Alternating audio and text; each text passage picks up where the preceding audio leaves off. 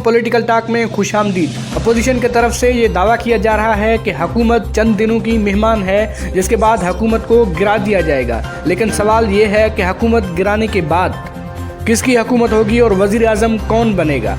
अगर इलेक्शन होते हैं और पाकिस्तान तहरीक इंसाफ एक बार फिर जीत कर असेंबली में आती है तो क्या होगा। अगर अपोजिशन पार्टीज़ इलेक्शन जीतते हैं तो फिर वज़ीर आज़म कौन बनेगा।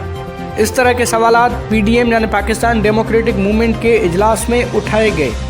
इसके जवाब में पाकिस्तान मुस्लिम लीग नून के रहनुमा मियां मोहम्मद नवाज शरीफ ने कहा कि अपोजिशन को अपनी तवज्जो मौजूदा हुकूमत गिराने पर मरकूज करना होगी। पहले हुकूमत गिराई जाए, फिर स्टेक होल्डर्स के साथ मुज़ाकरात कर लिए जाएं। कायद नून लीग नवाज शरीफ का कहना है कि हुकूमत गिराने के बाद पहले पीपल्स पार्टी और फिर मौलाना फजलुर रहमान हुकूमत कर लें। तफसीलात के मुताबिक हुकूमत गिराने की कोशिशों में मसरूफ़ PDM को नून लीग के कायद नवाज शरीफ की जानिब से बड़ी पेशकश की गई है।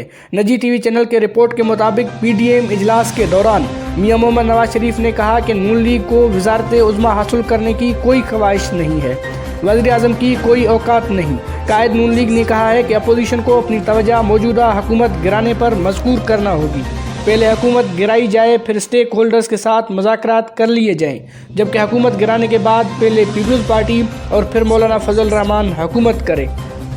याद रहे कि नवाज शरीफ ने यह पेशकश ऐसे वक्त में की जब पीपल्स पार्टी की जानिब से असेंबली से मुस्तफ़ा होने पर तहफ़्फ़ुज़ात का इजहार किया जा रहा था।